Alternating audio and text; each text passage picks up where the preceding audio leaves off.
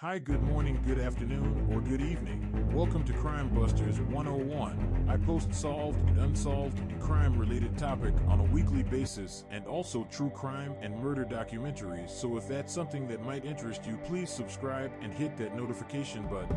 Every case is unique and will have you on the edge of your seat, so enjoy the videos and remember viewer discretion is advised on all my videos, and if you are commenting, please be kind. Thank you, stay safe. This is the case of the Zodiac. He murdered 5 known victims in the San Francisco Bay Area between December 1968 and October 1969, operating in rural, urban, and suburban settings. He targeted young couples and a lone male cab driver, and his known attacks took place in Benicia, Vallejo, unincorporated Napa County, and the city of San Francisco proper. 2 of his attempted victims survived. The Zodiac himself claimed to have murdered 37 victims, and he has been linked to several other cold cases, some in Southern California or outside the state. The Zodiac originated the name himself in a series of taunting letters and cards that he mailed to regional newspapers, threatening killing sprees and bombings if they were not printed. Some of the letters included cryptograms, or ciphers, in which the killer claimed that he was collecting his victims as slaves for the afterlife. Of the 4 ciphers he produced, 2 remain unsolved, and 1 was cracked only in 2020. While many theories regarding the identity of the killer have been suggested, the only suspect authorities ever publicly named was Arthur Lee Elena, former elementary school teacher and convicted sex offender who died in 1992. Although the Zodiac ceased written communications around 1974, the unusual nature of the case led to international interest that has sustained throughout the years. The San Francisco Police Department marked the case inactive in April 2004, but reopened it at some point prior to March 2007. The case also remains open in the city of Vallejo, as well as in Napa County and Solano County. The California Department of Justice has maintained an open case file on the Zodiac murders since 1969. Murders and correspondence confirmed murders. Although the Zodiac claimed in letters to newspapers to have committed 37 murders, investigators agree on only 7 confirmed victims, 2 of whom survived. They are David Arthur Faraday, 17, and Betty Lou Jensen, 16, shot and killed on December 20th, 1968, on Lake Herman Road, within the city limits of Benicia. Michael Renoma Joe, 19, and Darlene Elizabeth Farron, 22, shot on July 4th, 1969, in the parking lot of Blue Rock Springs Park in Vallejo. While Majo survived the attack, Farron was pronounced dead on arrival at Kaiser Foundation Hospital. Bryan Calvin Hartnell, 20, and Cecilia N. Shepard, 22, stabbed on September 27, 1969, at Lake Berryessa in Napa County. Hartnell survived 8 stab wounds to the back, but Shepard died as a result of her injuries on September 29, 1969. Paul Leestein, 29, shot and killed on October 11, 1969, in the Presidio Heights neighborhood in San Francisco. Lake Herman Road murders. David Arthur Faraday and Betty Lou Jensen. The first murders widely attributed to the Zodiac killer were the shootings of high school students Betty Lou Jensen and David Arthur Faraday on December 20th, 1968 on Lake Herman Road, just inside Benicia city limits. The couple were on their first date and planned to attend a Christmas concert at Hogan High School, about 3 blocks from Jensen's home. They instead visited a friend before stopping at a local restaurant and then driving out on Lake Herman Road. At about 10:15 p.m., Faraday parked his mother's Rambler in a gravel turnout, which was a well-known lover's lane. Shortly after 11 p.m., their bodies were found by Stella Borges, who lived nearby. The Solano County Sheriff's Department investigated the crime, but no leads developed. Utilizing available forensic data, Robert Graysmith postulated that another car pulled into the turnout just prior to 11 p.m. and parked beside the couple. The killer may have then exited the second car and walked toward the Rambler, possibly ordering the couple out of it. It appeared that Jensen had exited the car first, but when Faraday was halfway out, the killer shot him in the head. The killer then shot Jensen 5 times back as she fled. Her body was found 28 feet from the car. The killer then drove off. Blue Rock Springs murder. Just before midnight on July 4th, 1969, Darlene Ferrin and Michael Mageau drove into the Blue Rock Springs Park in Vallejo, 4 miles from the Lake Herman Road murder site, and parked. While the couple sat in Ferrin's car, a second car drove into the lot and parked alongside them, but almost immediately drove away. Returning about 10 minutes later, this second car parked behind them. The driver of the second car then exited the vehicle, approaching the passenger side door of Ferrin's car, carrying a flashlight and a 9mm Luger. The killer directed the flashlight into Mageau's and Ferrin's eyes before shooting at them, firing 5 times. Both victims were hit, and several bullets had passed through Mageau and into Ferrin. The killer walked away from the car, but upon hearing Mageau's moaning, returned and shot each victim twice more before driving off. On July 5th, 1969, at 12:40 a.m., a man phoned the Vallejo Police Department to report and claim responsibility for the attack. The caller also took credit for the murders of Jensen and Faraday 6.5 months earlier. Police traced the call to a phone booth at a gas station at Springs Road and Tuolumne, located about 3/10 of a mile from Ferrin's home and only a few blocks from the Vallejo Police Department. Ferrin was pronounced dead at the hospital. Mageau survived the attack despite being shot in the face, neck, and chest. Mageau described his attacker as a 26 to 30-year-old, 195 to 200 pound, or possibly even more, 5 foot 8 inches white male with short, light brown curly hair. First letters from the Zodiac. I like killing people because it is so much fun. It is more fun than killing wild game in the forest, because man is the most dangerous animal of all. To kill something gives me the most thrilling experience. It is even better than getting your rocks off with a girl. The best part of it is when I die, I will be reborn in paradise, and all the I have killed will become my slaves. I will not give you my name, because you will try to slow down or top my collecting of slaves for my. The solution to Zodiac's 408 symbol cipher, solved in August 1969, including faithful transliterations of spelling and grammar errors in the original. The meaning, if any, of the final 18 letters has not been determined. On August 1969, 3 letters prepared by the killer were received at the Vallejo Times-Herald, the San Francisco Chronicle, and the San Francisco Examiner. The nearly identical letters, subsequently described by a psychiatrist to have been written by someone you would expect to be brooding and isolated, took credit for the shootings at Lake Herman Road and Blue Rock Springs. Each letter also included 1/3 of a 408 symbol cryptogram which the killer claimed contained his identity.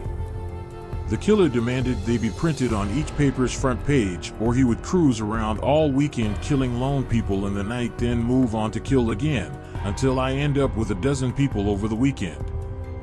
The Chronicle published its 1/3 of the cryptogram on page 4 of the next day's edition. An article printed alongside the code quoted Vallejo Police Chief Jack E. Stiltz as saying, "We're not satisfied that the letter was written by the murderer," and requested the writer send a second letter with more facts to prove his identity. The threatened murders did not happen, and all 3 parts were eventually published. On August 1969, another letter was received at the San Francisco Examiner with the salutation, "Dear editor, this is the Zodiac speaking."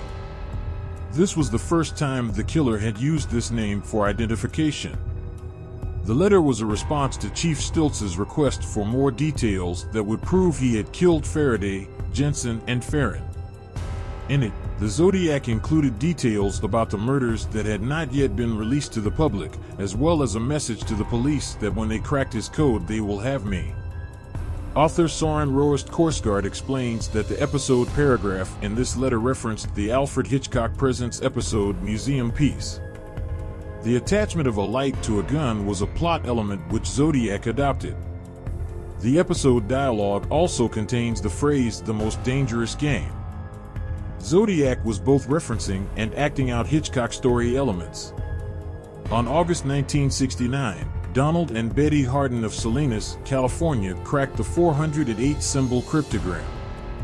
It contained a misspelled message in which the killer seemed to reference the most dangerous game. The author also said that he was collecting slaves for his afterlife. No name appears in this decoded text, and the killer said that he would not give away his identity because it would slow down or stop his slave collection. Lake Berryessa murder on September 1969. Pacific Union College students Bryan Hartnell and Cecilia Shepard were picnicking at Lake Berryessa on a small island connected by a sand spit to Twin Oak Ridge. A white man, about 5 feet 11 inches, weighing more than 170 pounds, approached them wearing a black executioner's type hood with clip-on sunglasses over the eye holes and a bib-like device on his chest that had a white 3 by 3 inch crossed circle symbol on it. He approached them with a gun, which Hartnell believed to be a .45. The hooded man claimed to be an escaped convict from a jail with a 2-word name, in either Colorado or Montana. A police officer later inferred that the man had been referring to a jail in Deer Lodge, Montana, where he had killed a guard and subsequently stolen a car, explaining that he now needed their car and money to travel to Mexico because the vehicle that he had been driving was too hot. The killer had brought pre-cut lengths of plastic clothesline and told Shepard to tie up Hartnell before he tied her up. The killer checked and tightened Hartnell's bonds after discovering that Shepard had bound Hartnell's hands loosely. Hartnell initially believed this event to be a bizarre robbery, but the man drew a knife and stabbed them both repeatedly, Hartnell suffering 6 and Shepard 10 wounds in the process. The killer then hiked 500 yards back up to Knoxville Road, drew the cross-circle symbol on Hartnell's car door with a black felt-tip pen, and wrote beneath it Vallejo December 20th, 68 July 4th, 69 September 27, 69, 6:30 by knife. At 7:40 p.m., the killer called the Napa County Sheriff's Office from a paid telephone to report this latest crime. The caller first stated to the operator that he wished to report a double murder, before stating that he had been the perpetrator of the crime. The phone was found, still off the hook, minutes later at the Napa Car Wash on Main Street in Napa by KVON radio reporter Pat Stanley, only a few blocks from the sheriff's office, yet 27 miles from the crime scene. Detectives were able to lift a still wet palm print from the telephone, but were never able to match it to any suspect. After hearing the victim's screams for help, a man and his son who were fishing in a nearby cove discovered the victims and summoned help by contacting park rangers. Napa County Sheriff's deputies Dave Collins and Ray Land were the first law enforcement officers to arrive at the crime scene. Shepard was conscious when Collins arrived, providing him with a detailed description of the attacker. Hartnell and Shepard were taken to Queen of the Valley Hospital in Napa by ambulance. Shepard lapsed into a coma during transport and never regained consciousness. She died 2 days later, but Hartnell survived to recount his tale to the press. Napa County Detective Ken Narlow, who was assigned to the case from the outset, worked on solving the crime until his retirement from the department in 1987. Presidio Heights murders San Francisco from the Presidio, 1966. 2 weeks later, on October 1969, a white male passenger entered the cab driven by Paul Stein at the intersection of Mason and Geary Streets, 1 block west from Union Square, in San Francisco, requesting to be driven to Washington and Maple Streets in Presidio Heights. For reasons unknown, Stein drove 1 block past Maple to Cherry Street. The passenger then shot Stein once in the head with a 9mm handgun, took Stein's wallet and car keys, and tore away a section of Stein's blood-stained shirt tail. The perpetrator was observed by 3 teenagers across the street at 9:55 p.m., and they phoned the police while the crime was in progress. They observed a man wiping the cab down before walking away toward the Presidio, 1 block to the north. 2 blocks from the crime scene, patrol officers Don Falk and Eric Zelms, responding to the call, observed a white man walking along the sidewalk east on Jackson Street and stepping onto a stairway leading up to the front yard of one of the homes on the north side of the street. The encounter lasted only 5 to 10 seconds. A month later, on November 1966, nearly identical typewritten letters were mailed to the Riverside Police and the Riverside Press Enterprise, titled The Confession. The author claimed responsibility for the Bates murder, providing details of the crime that were not released to the public. The author warned that Bates is not the first and she will not be the last. In December 1966, a poem was discovered carved into the bottom side of a desktop in the Riverside City College library. Titled "Sick of Living/Unwilling to Die," the poem's language and handwriting resembled that of the Zodiac's letters. It was signed with what were assumed to be the initials RH. During the 1970 investigation, Sherwood Morrill, California's top question documents examiner, expressed his opinion that the poem was written by the Zodiac. On April 1967, exactly 6 months after the Bates murder, Bates' father Joseph, the Press Enterprise, and the Riverside Police all received nearly identical letters. In handwritten scrawl, the Press Enterprise and police copies read "Bates had to die, there will be more," with a small scribble at the bottom that resembled the letter Z. Joseph Bates' copy read "She had to die, there will be more," this time without the Z signature. In August 2021, the Riverside Police Department's Homicide Cold Case Unit announced that the author of the handwritten letters anonymously contacted investigators in 2016 and was identified via DNA analysis in 2020. He admitted the correspondence was a distasteful hoax and apologized, explaining that he had been a troubled teenager and wrote the letters as a means of seeking attention. Investigators confirmed that the author was not the Zodiac. On March 1971, 5 months after Avery's article linking the Zodiac to the Riverside murder, the Zodiac mailed a letter to the Los Angeles Times. In the letter, he credited the police, instead of Avery, for discovering his Riverside activity, but they are only finding the easy ones. There are a hell of a lot more down there. The connection between Cheri Jo Bates, Riverside, and the Zodiac remains uncertain. Paul Avery and the Riverside Police Department maintained that the Bates homicide was not committed by the Zodiac, but did concede that some of the Bates letters may have been his work to claim credit falsely. On March 1971, a postcard to the Chronicle, addressed to Paul Avery and believed to be from the Zodiac, appeared to claim responsibility for the disappearance of Donna Lass on September 1970. Made from a collage of advertisements and magazine lettering, it featured a scene from an advertisement for Forest Pines condominiums and the text "Sierra Club sought victim 12, peek through the Pines Pass Lake Tahoe areas, and around in the snow." The Zodiac's crossed circle symbol was in both the place of the usual return address and the lower right section of the front face of the postcard. Lass was a nurse at the Sahara Tahoe Hotel and Casino. She worked until about 2 a.m. on September 1970, treating her last patient at 1:40 a.m. Later that same day, both Lass's employer and her landlord received phone calls from an unknown male falsely claiming that Lass had left town because of a family emergency. Lass was never found. What appeared to be a gravesite was discovered near the Claire Tappan Lodge in Norton, California. On Sierra Club property, no evidence has been uncovered to definitively connect the last disappearance with the Zodiac killer. Kathleen Johns.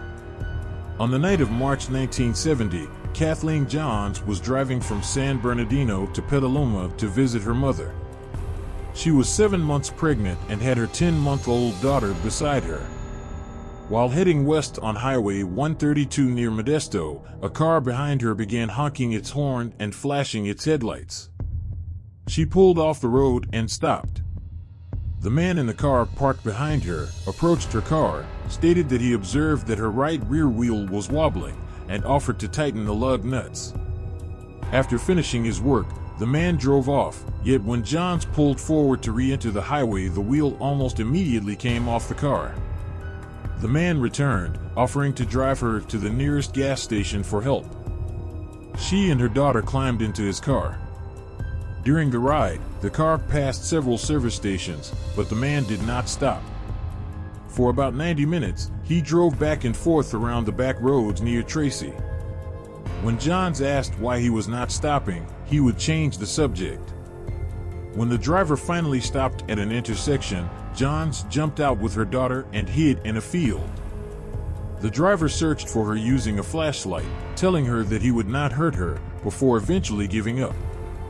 Unable to find her, he got back into the car and drove off.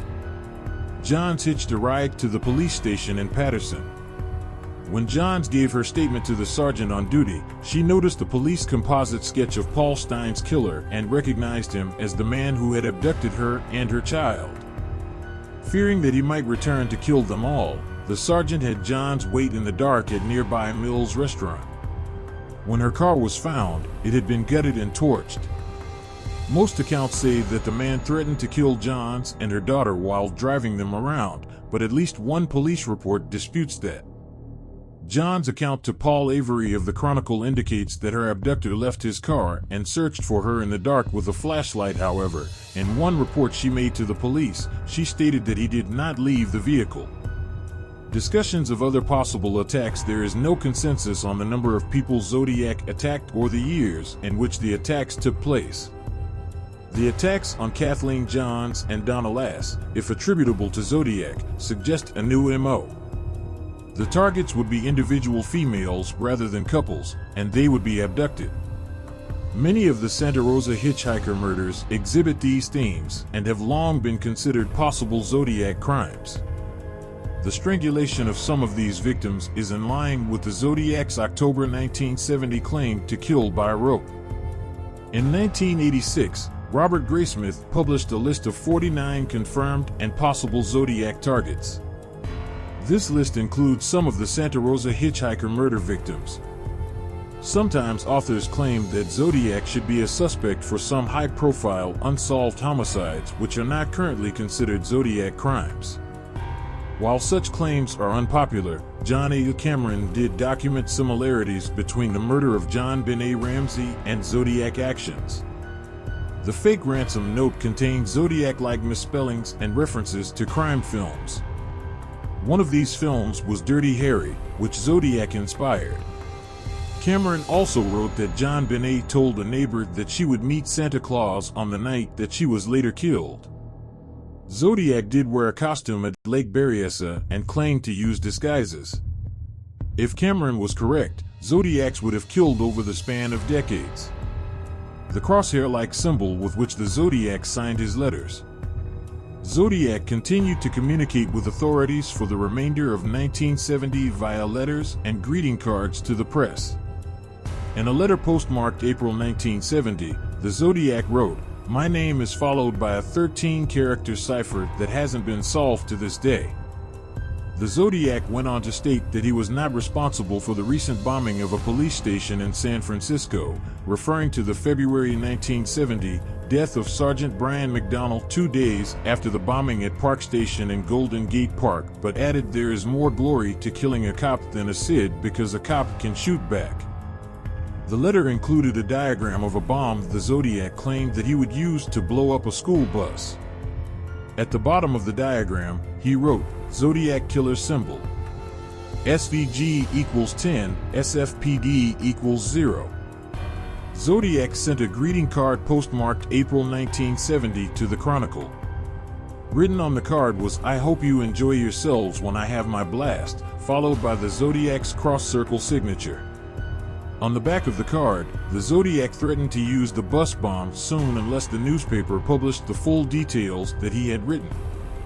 He also wanted to start seeing people wearing some nice Zodiac buttons. In a letter postmarked June 1970, the Zodiac stated that he was upset that he did not see people wearing Zodiac buttons. He wrote, "I shot a man sitting in a parked car with a .38. 79. The Zodiac was possibly referring to the murder of 25-year-old Sergeant Richard Radtick 1 week earlier.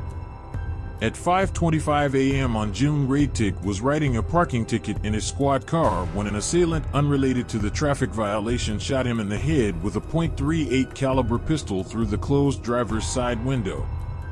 Radtick died 15 hours later.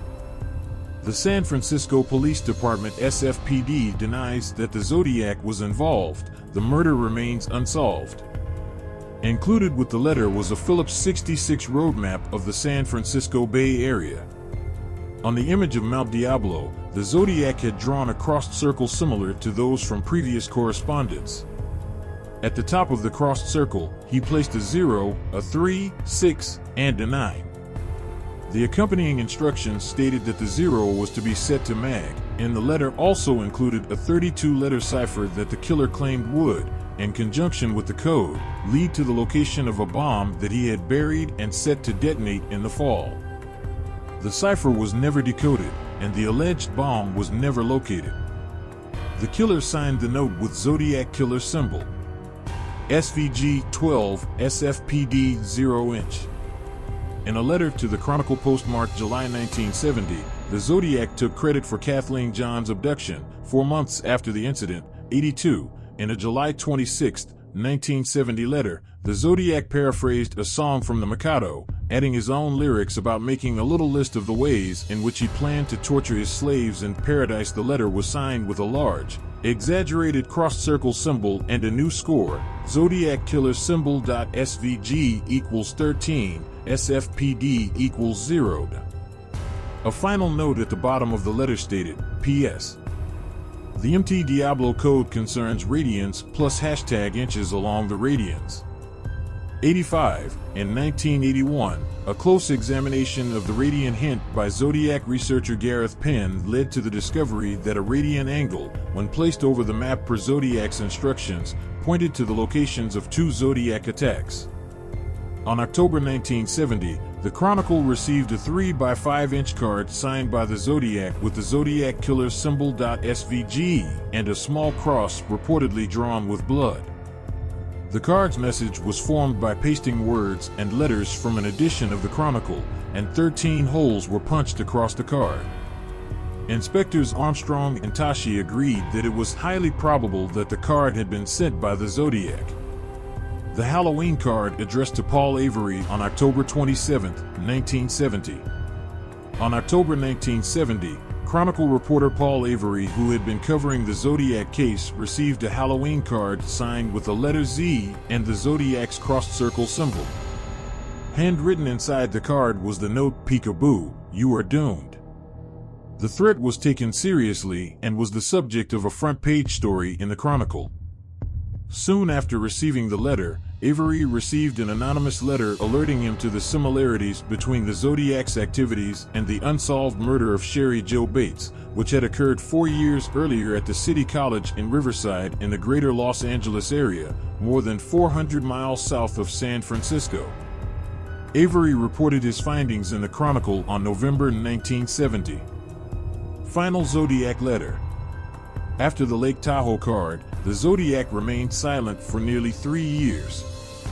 The Chronicle then received a letter from the Zodiac, postmarked January 1974, praising The Exorcist as the best hilarious comedy that I have ever seen. The letter included a snippet of verse from the Mikado and an unusual symbol at the bottom that has remained unexplained by researchers. Zodiac concluded the letter with a new score, Me equals 37, SFPD equals 0. Later letters of suspicious authorship. A further communication sent by the public to members of the news media, some contained similar characteristics of previous Zodiac writings.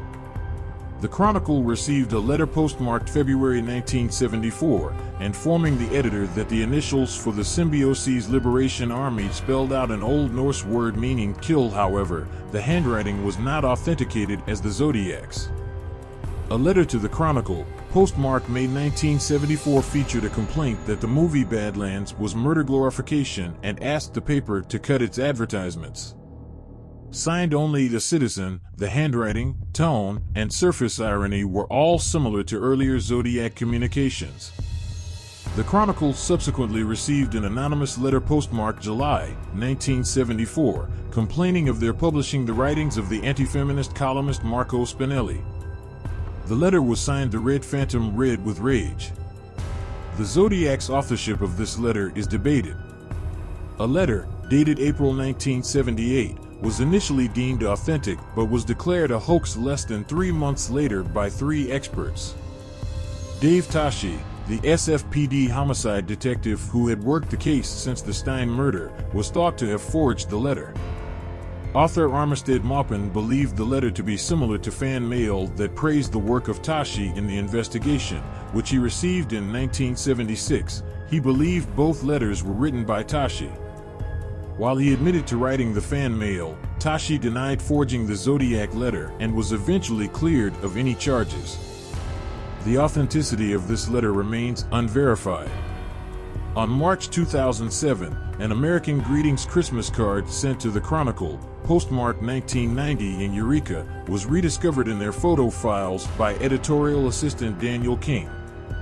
This letter was handed over to the Vallejo police. Inside the envelope, with the card, was a photocopy of 2 U.S. postal keys on a magnet keychain. The handwriting on the envelope resembles Zodiac's print but was declared inauthentic by forensic document examiner Lloyd Cunningham. However, not all Zodiac experts agree with Cunningham's analysis. There is no return address on the envelope, nor is his crossed circle signature to be found. The card itself is unmarked. The Chronicle turned over all the material to the Vallejo Police Department for further analysis. Apparent source of the Zodiac alias. In his 1976 autobiography, Melvin Belli described an engineered encounter with himself, undercover police officers, and a Riverside law student. The young man had allegedly claimed that he was the Zodiac killer. Upon meeting the young man face to face, Belli decided that they were investigating the wrong man for the Zodiac crimes. In 2002, Robert Graysmith described the possibility that a former student of Pacific High School in the San Bernardino area was the source of the Zodiac alias. In April 2004, the SFPD marked the case inactive, citing caseload pressure and resource demands, effectively closing the case. However, they reopened their case sometime before March 2007. The case is open in Napa County and in the city of Riverside. In May 2018, the Vallejo Police Department announced their intention to attempt to collect the Zodiac killer's DNA from the back of stamps he used during his correspondence. The analysis, by a private laboratory, was expected to check the DNA against GED match. It was hoped the Zodiac killer may be caught in a similar fashion to the Golden State Killer Joseph James DeAngelo. In May 2018, a Vallejo police detective said that results were expected in several weeks. However, as of September 2022, no results have been reported. Suspects: Arthur Lee Allen. Robert Graysmith's book Zodiac advanced Arthur Lee Allen, who died in 1992, as a potential suspect based on circumstantial evidence. Allen had been interviewed by police from the early days of the Zodiac investigations and was the subject of several search warrants over a 20-year period. In 2007, Graysmith noted that several police detectives described Allen as the most likely suspect. In 2010, Dave Tashi stated that all the evidence against Allen ultimately turned out to be negative. Tashi's daughter said in 2018 that her father had always thought Allen had been the killer, but they did not have the evidence to prove it. Mark Ruffalo, who portrayed Tashi in the 2007 film Zodiac, commented, "If you get into who these cops were, you realize how they have to take their hunches, their personal beliefs, out of it." Dave Tashi said to me, "As soon as that guy walked in the door, I knew it was him." He was sure he had him, but he never had a solid piece of evidence. So he had to keep investigating every other lead. On October 1969, Allen was interviewed by Detective John Lynch of the Vallejo Police Department. Allen had been reported in the vicinity of the Lake Berryessa attack against Hartnell-Shepard on September 1969. He described himself scuba diving at Salt Point on the day of the attacks.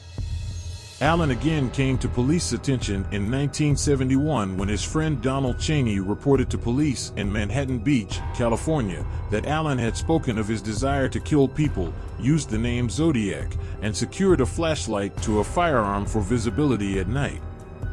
According to Chaney, this conversation occurred no later than January 1969. Jack Mullinox of the Vallejo Police Department subsequently wrote that Allen had received a dishonorable discharge from the U.S. Navy in 1958 and had been fired from his job as an elementary school teacher in March 1968 after allegations of sexual misconduct with students. He was generally well regarded by those who knew him, but he was also described as fixated on young children and angry at women. In September 1972, San Francisco police obtained a search warrant for Allen's residence. In 1974, Allen was arrested for sexually assaulting a 12-year-old boy. He pleaded guilty and served 2 years imprisonment. Vallejo police served another search warrant at Allen's residence in February 1991. 2 days after Allen's death in 1992, Vallejo police served another warrant and seized property from Allen's residence. In July 1992, victim Mike Majo identified Allen as the man who shot him in 1969 from a photo lineup, saying, "That's him. That's the man who shot me." However, police officer Donald Falk, who is speculated to have seen the Zodiac fleeing from the Stein killing, said in the 2007 documentary his name was Arthur Lee Allen, that Allen weighed about 100 pounds more than the man he saw, adding that his face was too round. While Nancy Slover, who received the call from the Zodiac in the aftermath of the Majo/Farron shooting, said that Allen did not sound like the man on the phone. Other evidence existed against Allen, albeit entirely circumstantial. A letter sent to the Riverside Police Department from Bates's killer was typed with a Royal typewriter with an Elite type, the same brand found during the February 1991 search of Allen's residence. He owned and wore a Zodiac brand wristwatch. He lived in Vallejo and worked minutes away from where one of the Zodiac victims, Farron, lived and from where one of the killings took place. In 2002, the SFPD developed a partial DNA profile from the saliva on stamps and envelopes of Zodiac's letters. The SFPD compared this partial DNA to the DNA of Arthur Lee Allen. A DNA comparison was also made with the DNA of Don Chaney, who was Allen's former close friend and the first person to suggest Allen may be the Zodiac killer. Since neither test result indicated a match, Allen and Chaney were excluded as the contributors of the DNA. Retired police handwriting expert Lloyd Cunningham, who worked on the Zodiac case for decades, stated, "They gave me banana boxes full of Allen's writing, and none of his writing even came close to the Zodiac. Nor did DNA extracted from the envelopes on the Zodiac letters come close to Arthur Lee Allen." Gary Francis Post. In October 2021, the Casebreakers, a team of over 40 cold case investigators composed of former law enforcement investigators, military intelligence officers, and journalists, claimed to have identified the Zodiac killer as Gary Francis Post, who died in 2018 at the age of 80 years. The team claimed to have uncovered forensic evidence and photos from Post's darkroom, and noted that scars on Post's forehead matched those they said were described on the killer. They also claimed that removing the letters of Post's name from one of Zodiac's cryptograms revealed an alternate message. The FBI subsequently stated that the case remained open and that there is no new information to report, while local law enforcement expressed skepticism to the Chronicle regarding the team's findings. Riverside police officer Ryan Railsback said the Casebreakers' claims largely relied on circumstantial evidence. 125, and author Tom Voigt, a Zodiac killer investigator, called the claims bullshit. Voigt noted that no witnesses in the case described Zodiac as having scars on his forehead. Other suspects. In 2018, an independent inquiry by Italian journalist Francesco Amicone implicated Joseph aka Giuseppe Bevilacqua, former superintendent of the Florence American Cemetery and Memorial, as a suspect in both the Zodiac and Monster of Florence murder cases. Bevilacqua testified at the trial of Monster of Florence prime suspect Pietro Pacciani in 1994. Amicone alleged that on September 11, 2017, Bevilacqua confessed to being the killer in both cases. Investigations by Italian authorities into Bevilacqua were suspended in 2021.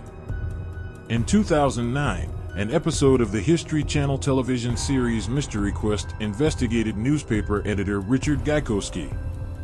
During the time of the murders, Gaikowski worked for Good Times, a San Francisco counterculture newspaper. His appearance resembled the composite sketch, and Nancy Slover, the Vallejo police dispatcher who was contacted by the Zodiac shortly after the Blue Rock Springs attack, identified a recording of Gaikowski's voice as being the same as the Zodiac's. Retired police detective Steve Hodel argues in his book The Black Dahlia Avenger that his father, George Hodel, was the 1947 Black Dahlia killer, whose victims include Elizabeth Short. The book led to the release of previously suppressed files and wire recordings by the Los Angeles District Attorney's Office of his father, which showed that the elder Hodel had indeed been a prime suspect in Short's murder. District Attorney Steve Case subsequently wrote a letter which is published in the revised edition stating that if George Hodel were still alive, he would be prosecuted for the crimes.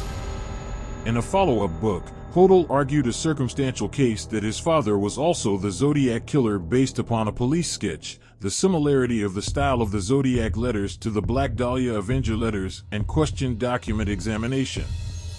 Lawrence K., later Lawrence Kane, Kathleen Johns, who claimed to have been abducted by the Zodiac killer, picked out Kane in a photo lineup. Patrol Officer Don Falk, who possibly observed the Zodiac killer following the murder of Paul Stein, said that Kane closely resembled the man he and Eric Zelms encountered. Kane worked at the same Nevada hotel as possible Zodiac victim Donna Lass. Kane was diagnosed with impulse control disorder after suffering brain injuries in a 1962 accident. He was arrested for voyeurism and prowling. Fakel Ziraoui, a French-Moroccan business consultant, claimed in 2021 that he solved the Z13 cipher and the solution to the puzzle reads "My name is Care," which he said is a likely typo for K. Others disputed that Ziraoui could have solved the cipher. Police informants accused Richard Marshall of being the Zodiac killer, claiming that he privately hinted at being a murderer. Marshall lived in Riverside in 1966 and San Francisco in 1969, close to the scenes of the Bates and Stein murders. He was a silent film enthusiast and projectionist, screening Segundo de Camin's The Red Phantom 1907, a name used by the author of a possible 1974 Zodiac letter. Detective Ken Narlow said that Marshall makes good reading but is not a very good suspect in my estimation. In February 2014, it was reported that Louis Joseph Myers had confessed to a friend in 2001 that he was the Zodiac killer after learning that he was dying from cirrhosis of the liver. He requested that his friend, Randy Kinney, go to the police upon his death. Myers died in 2002, but Kinney allegedly had difficulties getting officers to cooperate and take the claim seriously. There are several potential connections between Myers and the Zodiac case. Myers attended the same high schools as victims David Faraday and Betty Lou Jensen, and allegedly worked in the same restaurant as victim Darlene Ferrin. During the 1971 to 1973 period, when no Zodiac letters were received, Myers was stationed overseas with the military. Kinney says that Myers confessed he targeted couples because he had had a bad breakup with a girlfriend. While officers associated with the case are skeptical, they believe the story is credible enough to investigate if Kinney could produce credible evidence. Robert Ivan Nichols, also known as Joseph Newton Chandler III, was a formerly unidentified identity thief who committed suicide in East Lake, Ohio, in July 2002. After his death, investigators were unable to locate his family and discovered that he had stolen the identity of an 8-year-old boy who was killed in a car crash in Texas in 1945. The lengths to which Nichols went to hide his identity led to speculation that he was a violent fugitive. The U.S. Marshals Service announced his identification at a press conference in Cleveland on June 2018. Some internet sleuths suggested that he might have been the Zodiac killer, as he resembled police sketches of the Zodiac and had lived in California, where the Zodiac operated. Ross Sullivan became a person of interest through the possible link between the Zodiac killer and the murder of Cheri Jo Bates in Riverside. Sullivan was a library assistant at Riverside City College and was suspected by co-workers who said that he went missing for several days after the murder. Sullivan resembled sketches of the Zodiac and wore military-style boots with footprints like those found at the Lake Berryessa crime scene. Sullivan was hospitalized multiple times for bipolar disorder and schizophrenia. In 2007, Dennis Kaufman claimed that his stepfather Jack Terrence was the Zodiac. Kaufman turned several items over to the FBI, including a hood similar to the one worn by the Zodiac. According to news sources, DNA analysis conducted by the FBI on the items was deemed inconclusive in 2010. Former California Highway Patrol Officer Lyndon Lafferty said the Zodiac Killer was a 91-year-old Solano County, California, man he referred to by the pseudonym George Russell Tucker. Using a group of retired law enforcement officers called the Mandamus 7, Lafferty discovered Tucker and outlined an alleged cover-up for why he was not pursued. Tucker died in February 2012 and was not named because he was not considered a suspect by police. In 2014, Gary Stewart published a book, The Most Dangerous Animal of All, in which he claimed his search for his biological father, Earl Van Best Jr., led him to conclude Van Best was the Zodiac Killer. In 2020, the book was adapted for FX Network as a documentary series. Unnamed Suspects. In 2009, former lawyer Robert Tarbox, who was disbarred in August 1975 by the California Supreme Court for failure to pay some clients, said that in the early 1970s a merchant mariner walked into his office and confessed to him that he was the Zodiac Killer. The seemingly lucid seaman, whose name Tarbox would not reveal based on confidentiality, described his crimes briefly but persuasively enough to convince Tarbox. The man said he was trying to stop himself from his opportunistic murder spree, but never returned to see Tarbox again. Tarbox took out a full-page ad in the Vallejo Times-Herald that he claimed would clear the name of Arthur Lee Allen as a killer, his only reason for revealing the story 30 years after the fact. Robert Graysmith, the author of several books on Zodiac, said Tarbox's story was entirely plausible. In 2010, a picture surfaced of known Zodiac victim Darlene Ferrin and an unknown man who closely resembles the composite sketch, formed based on eyewitnesses' descriptions of the Zodiac Killer. According to America's Most Wanted February 2011, police believe the photo was taken in San Francisco in the middle of either 1966 or 1967. Sandy Betts is an amateur Zodiac researcher who claims that the people responsible for the Zodiac attacks repeatedly harassed and attacked her. She states that 3 men were the primary culprits and that at least one of these core members is identified and still lives in the San Francisco Bay Area. Betts also claims that the primary killer was known as Tony and worked in construction. She estimates several dozen fatal Zodiac attacks overall. In her narrative, some elements of Zodiac crimes are theatrical in nature. Cleared suspects. According to researcher Tom Voigt, fingerprint comparison in February 1989 eliminated 1970 serial killer Ted Bundy as a person of interest in the Zodiac case. Serial killer Edward Edwards, who committed 5 murders between 1977 and 1996, was linked to the Zodiac murders and several other unsolved cases by former cold case detective John A. Cameron. Cameron's theories were met with almost universal disdain, especially from law enforcement. Ted Kaczynski, a domestic terrorist and mathematician also known as the Unabomber, was investigated for possible connections to the Zodiac Killer in 1996. Kaczynski worked in Northern California at the time of the Zodiac murders and, like the Zodiac, had an interest in cryptography and threatened the press into publishing his communications.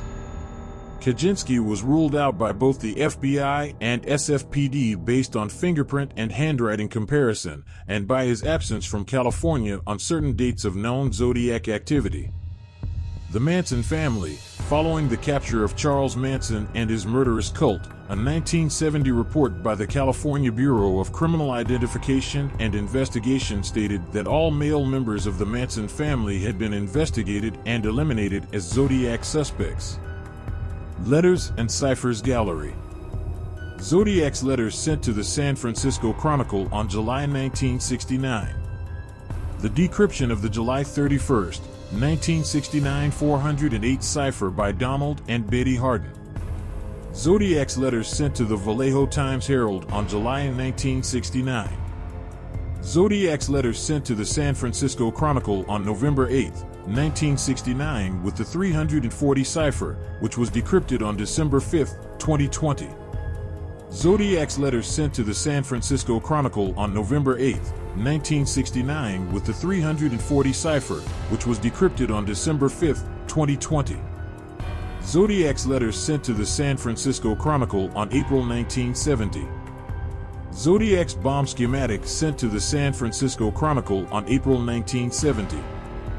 Well into the 1970s, the Zodiac wrote letters claiming responsibility for earlier and later killings, but he has never been definitively linked to any crime that took place before 1968 or after 1969.